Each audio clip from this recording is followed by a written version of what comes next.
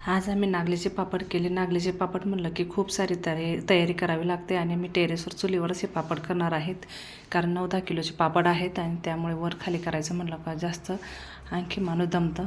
आणि मग चुलीवर जर नागलीचे पापड केले ना खूप छान फुलतात आणि टेस्टी पण होतात.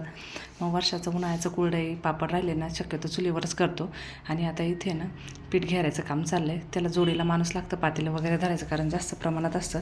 त्यानंतर बघा मस्त असं लोण्यासारखं पीठ झालं आहे आणि मस्त असे पापड केले. पापड करायला माझ्या मैत्रिणी मुलं आज सुट्टी असल्यामुळे ना मुलांना सुट्टी त्या दिवशीच पापड केले. कारण मग सोबतीला येतात जास्त पापड असले की मग एका दोघांचं काम नाही, जास्त जण असले की मग पटकन पापड होतात. त्यानंतर असं पीठ कोणाकोणाला आवडतं नक्की सांगा. हे नागलीचं पीठ आहे.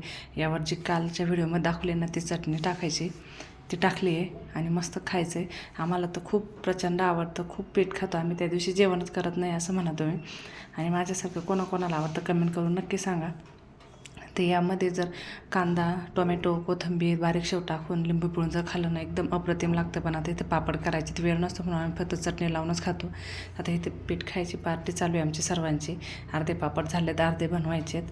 आणि आता पीठ शिजते ना तोपर्यंत इथे चुलीत मस्त आर पडला होता. हे जुने गेल्या वर्षाचे पापड आहेत. ते मस्त बघा किती फुलत आहेत, अजिबात जळत वगैरे नाही. आणि गॅसपेक्षा ना चुलीवरचा पापड एकदम टेस्टी लागतो. आपण जसा स्वयंपाक चुलीवरचा टेस्टी लागतो ना गॅसपेक्षा, तसे हे पापड आहे. तुम्ही उडदाचे पापड किंवा नागलीचे असे भाजून ठेवले ना, मी तर नेहमी भाजून ठेवते. पण आता आणायला वेळ नव्हता त्याच्यामुळे फक्त मी नागलीचे पापडच भाजले. कुरडयांना चूल पेटवली की तेव्हा उडदाचे पापड आणि आणखी नागलीचे पापड भाजून ठेवीन. खूप अप्रतिम चव लागते चुलीवरच्या गॅसवरच्या जेवणामध्ये सुद्धा. आणि ह्या पापडांमध्ये सुद्धा खूप फरक आहे. चुलीवर भाजलेले पापड खूप छान लागतात. त्याच्यामुळे मी दरवर्षी चूल पेटवली की असे पापड भाजून ठेवते.